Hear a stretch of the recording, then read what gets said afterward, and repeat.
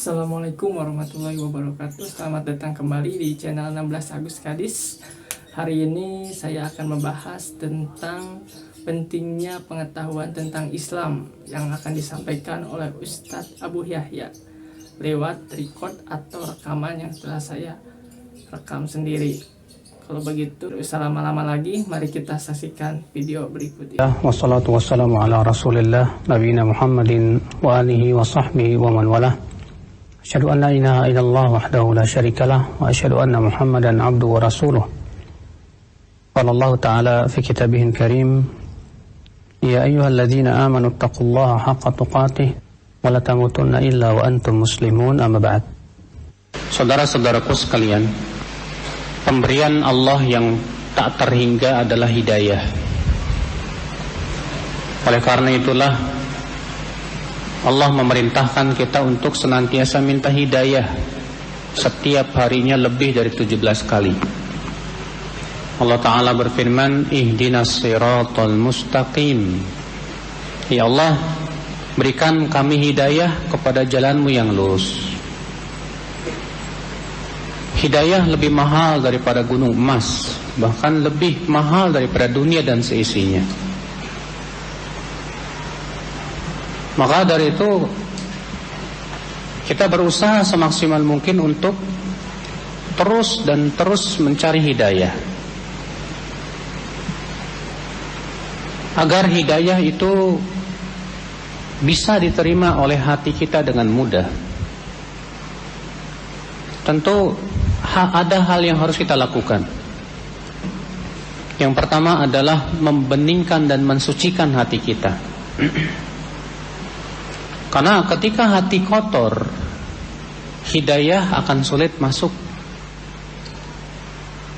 Kalau seperti halnya bejana yang kotor, apabila dimasukkan padanya air, tentu air pun akan ikut kotor. Demikian pula ketika hati kita kotor dengan penyakit-penyakitnya, maka hidayah yang masuk pun ima ia akan menjadi keruh atau tidak bisa masuk sama sekali. Karena ternyata hati kita sudah dipenuhi oleh selain hidayah. Saudara-saudaraku sekalian, di sana ada beberapa perkara yang menghalangi hidayah untuk masuk ke dalam hati kita, atau sebab-sebab yang menyebabkan seseorang berpaling dari kebenaran. Kenapa sih seseorang itu bisa berpaling dari kebenaran? Banyak sebab, saudaraku. Di antaranya yaitu adanya di hati kita al-jahl, kebodohan. Al-jahlu yaitu kebodohan tentang kebenaran. Lalu kemudian kebodohan ini disertai dengan ittiba'ul hawa, ngikutin hawa nafsu. Imam Ahmad berkata, innama ja'a khilafu man khalaf li qillati ma'rifatihim bima ja'a 'anin nabi sallallahu alaihi wasallam.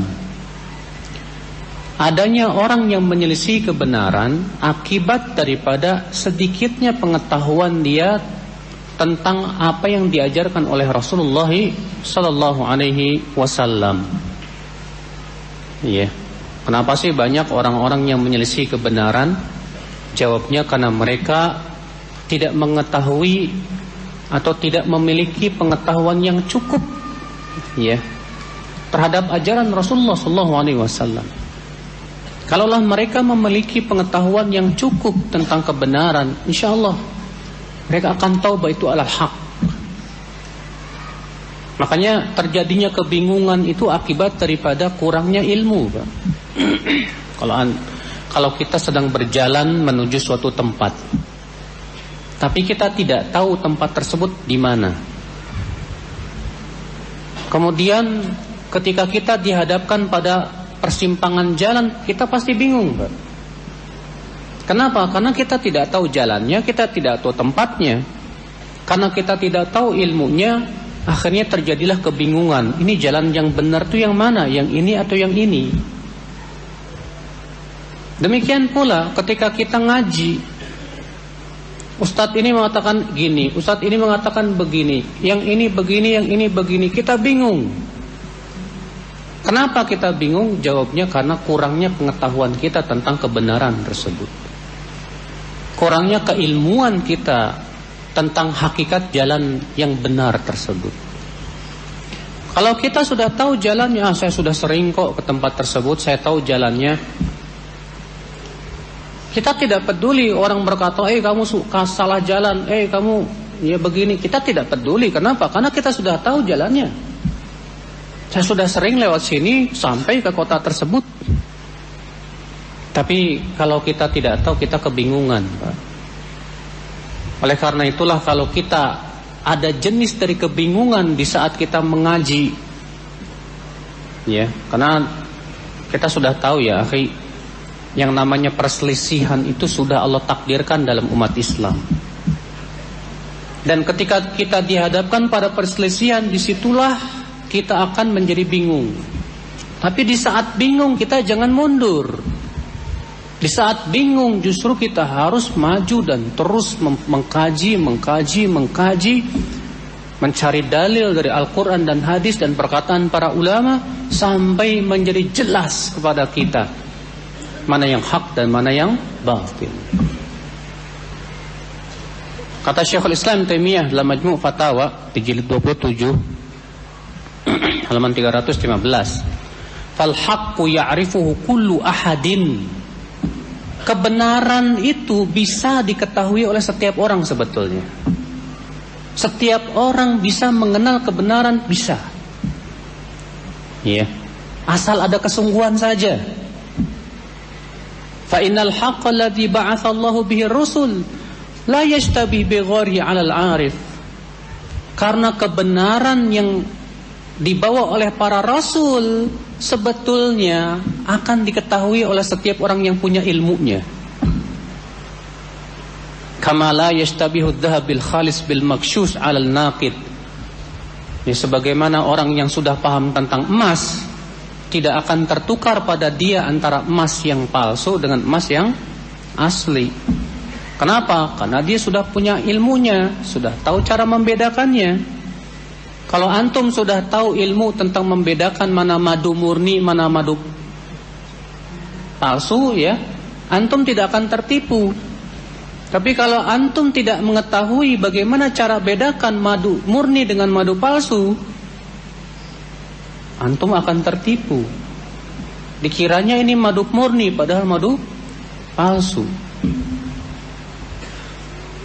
Demikian pula ya akhwal Islam, kalau kita mengetahui ilmu tentang kebenaran, maka insya Allah kita tidak akan tertipu. Kita akan mengetahui ini hak, ini batil. Ikhwata Islam, azani Allah wa iyyakum. Imam Asy-Syaukani rahimahullah berkata,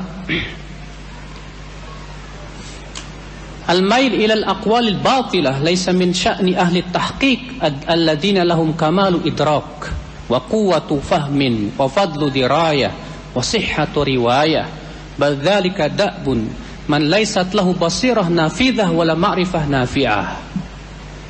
Kata beliau, kecondongan kepada pendapat yang batil itu kenapa? Ya, kata beliau, kecondongan kepada pendapat yang batil itu bukanlah perbuatan orang yang punya ilmu yang dalam. Bukan perbuatan orang yang diberikan pemahaman yang kuat, tapi itu biasanya menimpa oleh orang-orang yang dangkal keilmuannya.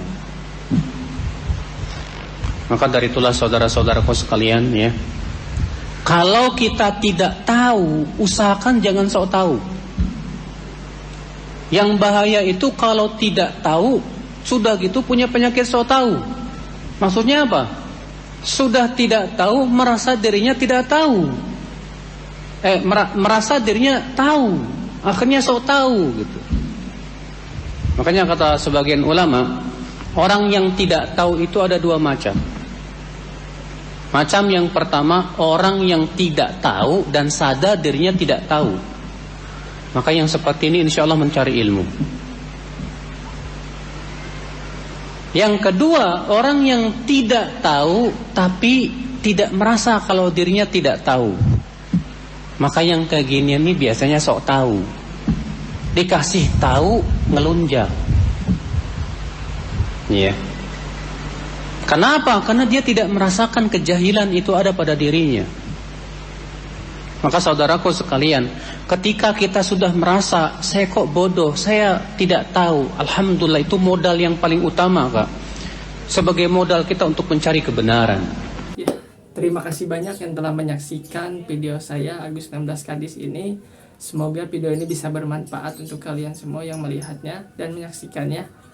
Kalau ada salah-salah kata, saya mohon maaf. Dan sekian dari saya. Assalamualaikum warahmatullahi wabarakatuh.